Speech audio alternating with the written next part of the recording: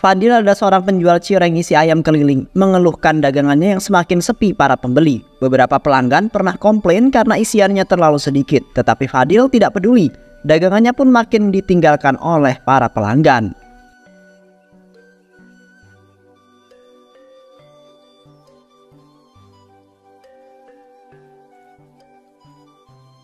Pak Fadil, beli 3 cireng isi ayamnya ya. Tapi tolong isiannya banyak. Jangan kayak kemarin, cuma sedikit banget isian dagingnya. Ya Bu, tenang aja ya Bu. Walaupun isiannya nggak banyak, rasanya bakalan tetap enak kok. Lagian harga segini, mana bisa dapat yang banyak isiannya. Rugi dong. Pak Fadil, ini isinya kok tipis banget ya. Cuma kayak tempelan aja. Kalau kayak begini terus, saya pikir-pikir lagi deh beli di sini. Jangan gitu dong Bu, ini kan tetap enak. Lagian harga murah juga, kalau mau yang lebih banyak isinya ya tambah bayar aja. Ya udah, saya bayar kali ini. Tapi kalau lain kali masih kayak gini, saya nggak bakal beli lagi deh. Ah, ini beneran isinya cuma segini ya. Kalau kayak gini ya nggak heran para pelanggan kabur. Mas, ini dagangan standar kok. Jangan terlalu berharap lebih kalau harganya murah. Mau yang premium ya mesti bayar lebih mahal. Udah Pak, kalau kayak gini terus dagangan Bapak bakal sepi. Nggak bakal ada yang mau beli lagi.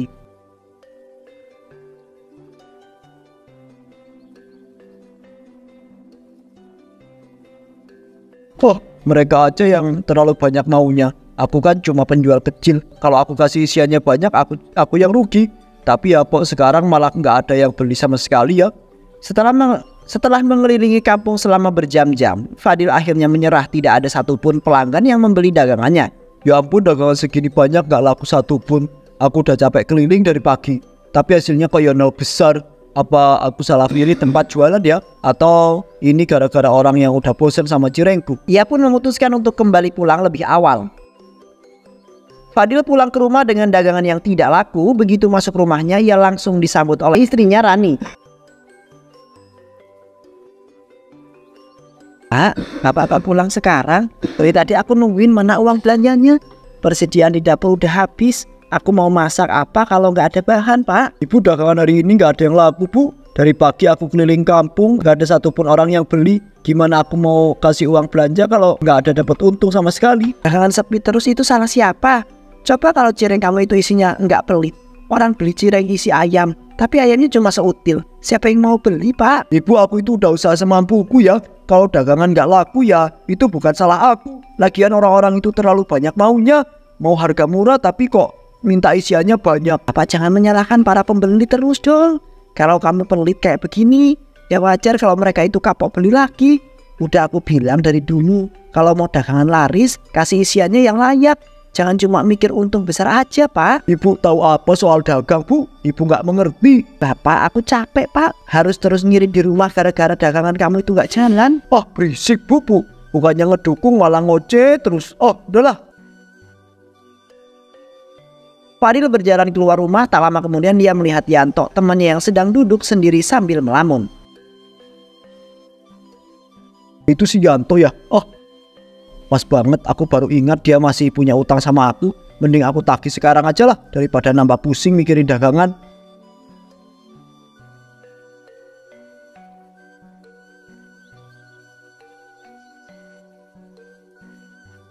Dil, kok tiba-tiba kesini? Ada apa ya, Dil? Kelihatannya mukamu lagi nggak enak gitu. Ya biasa toh, dagangan lagi sepi. Tapi ngomong-ngomong, aku kesini itu ada urusan sama kamu. Kamu inget kan soal utangmu yang belum kamu lunasin? Ah iya, Dil, aku inget kok. Tapi lagi punya masalah sekarang. Ayam-ayam di rumahku mati semua. Aku rugi besar. Nggak tahu harus gimana. Aku juga belum ada uang buat bayar utang ke kamu. Loh, gimana sih ceritanya ayam-ayam bisa mati semua? Tapi ya itu urusan kamu toh. Yang penting soal utangmu sama aku itu harus lunas. Kamu mau bayar kapan? Dil, aku juga nggak mau kayak begini. Ayam-ayam itu mati mendadak. Mungkin kena penyakit. Aku rugi besar. Kasih aku waktu dulu dong. Fadil menghela napas mencoba terlihat berpikir sejenak. Namun di dalam pikirannya, Tok, dengerin aku baik-baik ya. Ayam-ayammu yang mati itu daripada cuma dibuang begitu aja dan dibikin rugi, mending kamu jual ke aku aja deh. Aku bisa bayarin semuanya. Ya meskipun harganya nggak tinggi. Jual ayam mati? Kamu serius, Dil? Tapi buat apa kamu beli ayam-ayam ini sudah busuk? Nggak layak buat apa-apa. Udah, kamu nggak usah pusing soal itu. Aku punya rencana sendiri. Lagian ini juga buat kamu mengurangi kerugian daripada kamu itu cuma nyimpen bangkai ayam itu. Mending kamu jual ke aku aja. Deal kan? Aku beneran nggak yakin. Ini bukan soal uang aja. tapi juga soal tanggung jawab. Kalau nanti ada masalah gimana? Dengerin aku toh, ini urusan gampang. Kamu nggak perlu mikirin apa-apa, yang penting aku ambil ayam-ayam itu dan utangmu langsung aku kurangi. Atau kamu mau aku tagih utang itu sekarang juga? Ya, Yanto tersentak mendengar nada ancaman dari Fadil. Ia tahu kondisi keuangannya sedang memburuk dan tidak punya pilihan lain selain mengikuti tawaran Fadil. Ya udah Dil, kalau itu emang bisa bantu melunasi utangku, aku setuju aja. Oke Dil ya. Malam itu di rumah Fadil, ia bersiap mengolah ayam tiren yang baru saja ia dapatkan dari Yanto. Ia menyiapkan beberapa bahan dan juga cairan kimia di meja, termasuk pengharum makanan dan juga boraks. Ini semua soal teknik. Kalau aku itu bisa menghilangkan baunya, nggak ada yang bakal tahu ini ayam tiren. Lagian borak ini bikin daging itu lebih empuk, jadi pasti aku keras. Fadil merendam potongan-potongan ayam itu ke dalam baskom berisi cairan. Langkah berikutnya Fadil menambah sedikit boraks pada daging ayam yang telah ia rendam.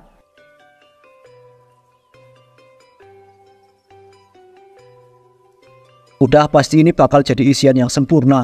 Modal murah, untung besar. Setelah selesai mencampur borak, Fadil memotong ayam itu menjadi potongan kecil-kecil. Ia kemudian memasukkannya ke dalam adonan isian cireng yang sudah disiapkan.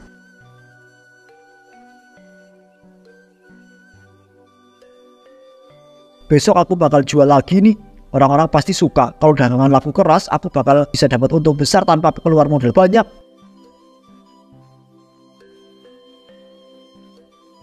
Keesokan harinya Fadil mendorong gerobaknya dengan penuh semangat. Ia berhenti di bawah sebuah pohon besar di sudut jalan, tempat yang biasa ramai oleh warga yang lewat. Hari ini pasti beda. Dagangan isian baru yang aku buat nggak ada lagi yang bakal komplain. Semua bakal suka dan daganganku pasti laku keras. Wah, masih jualan juga ya Pak Fadil?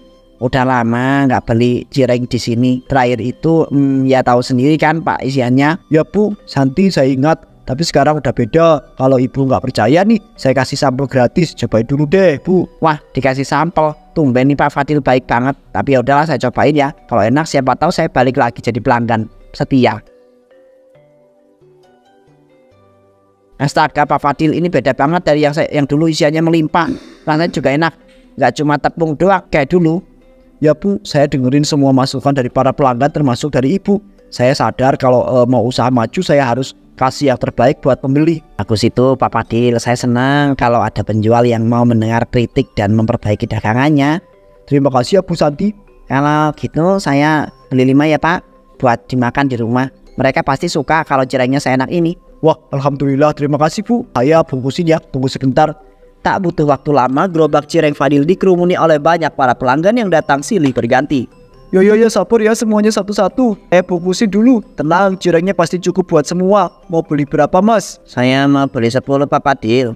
Wah, terima kasih banyak ya Mas, 10 ya. Oke, saya bungkusin dulu, tunggu sebentar. Pak Fadil, saya pesen 5 ya. Tapi tolong isiannya yang banyak kayak tadi. Cireng Bapak sekarang benar-benar beda dari yang dulu. Rasanya mantap banget. Tentu Bu, semua cireng yang saya sekarang pakai resep baru. 5 bungkus ya Bu, saya siapkan sekarang. Fadil terus melayani para pelanggan hingga sore hari. Setelah keramaian mereda, malam hari di rumah Fadil, ia duduk di ruang tamu dengan uang di depannya dan mulai menghitung uang hasil jualan hari itu. 1, 2, 3, 100, 200, 300. Wah, totalnya hampir 1 juta. Alhamdulillah, dagangan hari ini benar-benar luar biasa. Aku gak nyangka bisa dapat sebanyak ini.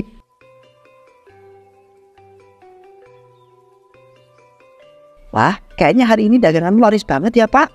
Ya Bu, alhamdulillah semua cireng habis terjual. Pelanggan juga pada puas. Hari ini benar-benar hari yang luar biasa Bu. Syukur deh kalau begitu. Ngomong-ngomong, uang belanja besok gimana Pak? Tersedia di dapur udah habis. Aku butuh beli beras, minyak dan juga kebutuhan yang lainnya. Oh soal itu ya, ini aku kasih. Tapi gak usah banyak-banyak ya Bu. Kita juga harus hemat. Hemat? Pak, aku cuma minta uang belanja buat kebutuhan sehari-hari loh. Kalau nggak ada bahan di dapur, kita mau makan apa coba? Apa itu juga harus dihitung-hitung? Ibu ini ngerti gak sih? Uang ini buat modal lagi Bu. Kalau kita pakai sembarangan, nanti bisnisnya malah nggak jalan. Aku ngerti Pak, tapi yang aku minta ini kebutuhan dasar. Kalau cuma buat beli beras dan juga minyak harus dipotong-potong, aku juga bingung prioritasmu itu apa. Kita butuh makan Pak. Nggak usah ngajarin aku Bu. Aku itu tahu apa yang aku lakukan. Mending sekarang kamu itu diem aja, nggak usah berisik. Masya Allah Pak, kok kamu ngomongnya kayak gitu sih? Aku ini cuma mau bantu kamu supaya semuanya itu seimbang. Nih, ambil jangan banyak-banyak. Kalau kurang, cari cara sendiri buat nutupinya ya. Pak, aku ini istri kamu loh. Kenapa kamu malah memperlakukan aku seperti ini? Udah cukup, aku capek dengar ceramah kamu tiap hari. Kalau kamu itu nggak suka ya terserah, aku mau masuk kamar. Ya Allah, sampai kapan aku harus terus begini ya? Apa salahku sampai diperlakukan seperti ini?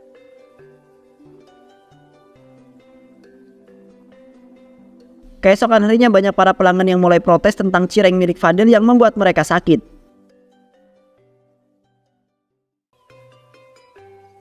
Mama Fadil, saya mau bicara soal cireng yang saya beli kemarin. Oh, Pak Rudi, apa kabar? Ada apa Pak? Kalau kurang isiannya atau mau tambah pedas, tinggal bilang aja, semuanya bisa diatur. Ini bukan soal rasa Pak. Saya dan keluarga makan cireng Bapak kemarin dan malamnya perut kami semua sakit sampai harus ke puskesmas loh. Serius Pak, saya nggak percaya. Padahal semua bahan-bahan yang saya pakai itu segar dan cara masaknya juga higienis. Mungkin Pak Rudi makan sesuatu yang lain. Saya nggak yakin Pak Fadil, soalnya makanan lain yang kami makan itu masakan rumah. Dan cuma cireng ini yang kami beli di luar. Nggak mungkin ada penyebab lain. Loh, Pak Rudi jangan asal menyimpulkan dong. Bisa jadi masalah dari bahan-bahan makanan lain di rumah. Lagi pula semua pelanggan saya yang lain nggak ada yang komplain kok. Tapi keluarga saya sampai muntah-muntah loh Pak. Apa nggak sebaiknya Bapak cek bahan-bahan yang Bapak pakai ini? Pak Rudi, saya ini udah lama jualan cireng ya. Kalau bahan saya nggak layak, mana mungkin dagangan saya laris kayak sekarang. Tiba-tiba seorang ibu muda Buati datang dengan wajah cemberut. Pak Fadil, saya mau bicara soal cireng yang saya beli kemarin dong. Ada masalah besar nih. Wah, ada apa Bu Ati? Pak, suami saya dan anak semua sakit perut parah setelah makan cireng ini. Malamnya kami sampai harus bolak-balik ke kamar mandi. Serius Bu? Pak Fadil, saya cuma mau Bapak jujur ya. Kalau ada masalah dengan bahan yang Bapak pakai, lebih baik Bapak akui sekarang sebelum semua pelanggan kena imbasnya. Kan, benar apa kata saya, para pelanggan lain juga merasakan yang sama seperti saya. Ah, Ibu sama Bapak jangan asal ngomong gitu loh. Kalau kalian emang yakin kalau cireng aku yang jadi penyebabnya, kasih buktinya sekarang di depan mata sini dong. Kalau nggak ada, udah sana pergi, jangan ngerusak citra baik dagangan saya. Dagangan Fadil tetap laku keras karena harganya yang murah. Ia merasa senang dan terus memproduksi cireng menggunakan daging ayam tiren yang dibeli dengan harga yang murah.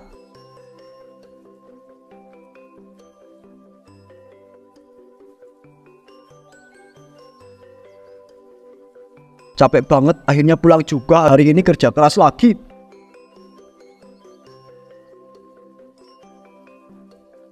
Pak, udah selesai jualannya, uangnya langsung dikumpulin aja. Karena dapur kita kosong, aku nggak bisa masak kalau nggak ada bahan Pak. Ibu tolonglah Bu. Aku baru pulang udah capek. Nah, jangan langsung ngomong uang dong. Nggak bisa nanti aja Pak. Nggak bisa Pak, besok pagi harus masak. Lalu aja ngomong begitu. Jangan bikin aku tambah stres dong. Bapak tahu nggak, hari ini aku bahkan nggak bisa beli beras. Kita cuma makan seadanya. Nih ambil, jangan banyak protes. Aku juga butuh modal buat dagang, tahu nggak? Jangan sampai kita kehabisan modal gara-gara semua uang habis buat belanja. Cuma segini Pak, apa cukup ini buat belanja seminggu? Ya kalau nggak cukup kurangin kebutuhan. Jangan banyak-banyak ngeluh. Ya Bu, aku ini udah capek kerja. Bapak ini egois ya. Aku ini udah berjuang sekuat tenaga Pak buat keluarga, tapi Bapak malah nggak peduli sama kebutuhan di rumah. Ibu itu terlalu banyak nuntut. Udah dikasih uang juga masih aja cerewet. Fadil pergi ke dapur membuka lemari pendingin kecil untuk mengecek stok ayam tiren. Ya ampun, ini kenapa ayamnya habis semua ya? Padahal baru aja aku beli. Kalau gini aku nggak bisa bikin cireng, nggak bisa bikin isian cireng hari ini. Aduh gimana ya? Harus ke pasar lagi nih. Padahal aku lagi malas banget keluar. Tapi kalau nggak beli, dagangan hari ini nggak bisa jalan. Mau nggak mau harus cari stok lagi dong.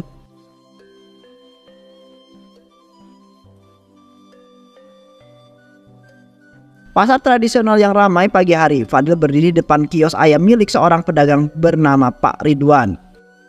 Lagi Mas Fadil, mau cari ayam berapa kilo hari ini? Kebetulan stok ayam segar lagi bagus banget. Bagi Pak Ridwan, saya lagi butuh ayam buat isian cireng. Tapi harga ayam segarnya ini berapa ya per kilonya? Harga ayam segar hari ini 40.000 per kilo Pak Fadil.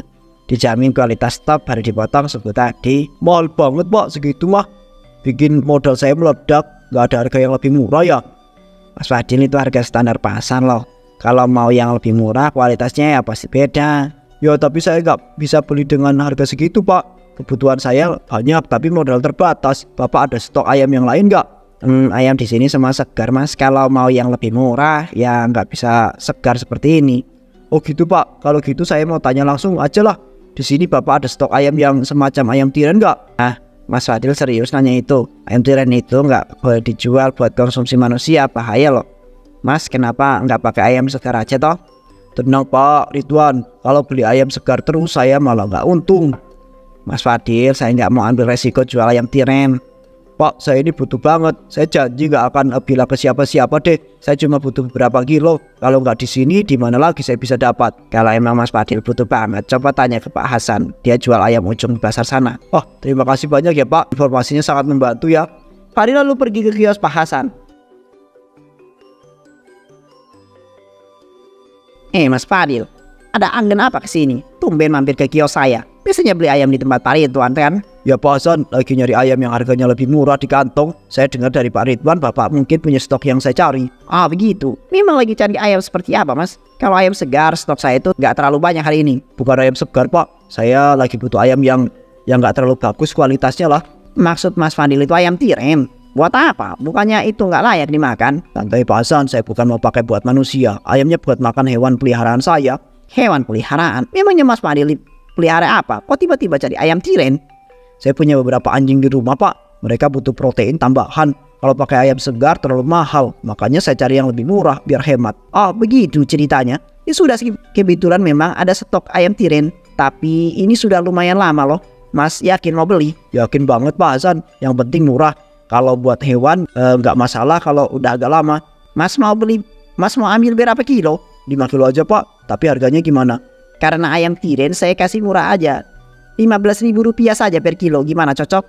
Cocok banget Pak Hasan, murah meriah. Langsung saya bayar ya. Sip, ini ayamnya, hati-hati ya Mas.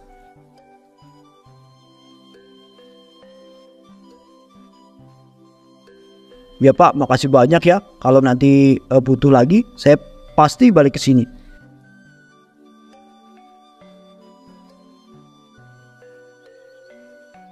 Fadil terus mengulangi perbuatan curangnya itu. Dia terus menggunakan ayam tiren sebagai bahan untuk isian cirengnya. Dan dia mendapatkan banyak keuntungan dari hal tersebut.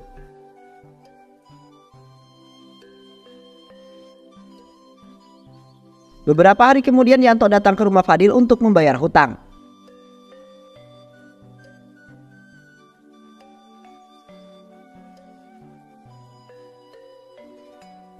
Assalamualaikum Dil. Wah lagi santai nih. Aku kesini mau bayar utang sekaligus bawa sesuatu buat kamu coba. Waalaikumsalam Tok. Masuk aja. Nggak dikunci pintunya.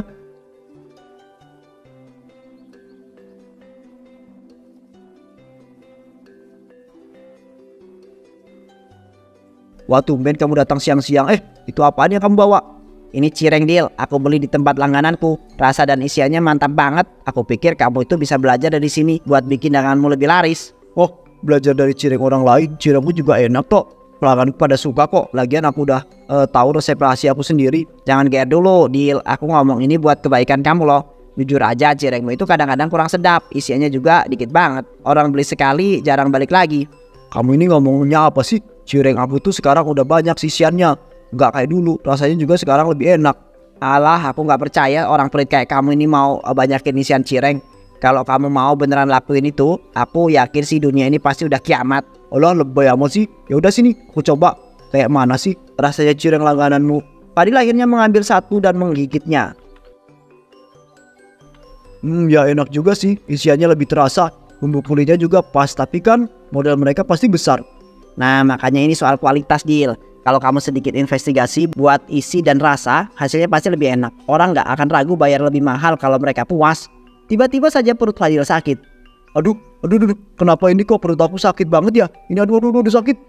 Dil, kamu kenapa? Kok kamu kesakitan? Ini gara-gara cireng yang kamu bawa Tok. Kamu beli di mana emangnya cireng itu? Aku tahu sih. Cuman si Santi itu katanya beli di langganannya. Oh, Santi siapa yang kamu bilang itu? Ya, dia istri aku lah. Karena aku udah bilang kalau istri aku itu namanya Santi. Oh, berarti cireng ini jangan-jangan. Rupanya cireng yang dimakan oleh Fadil adalah cireng miliknya sendiri.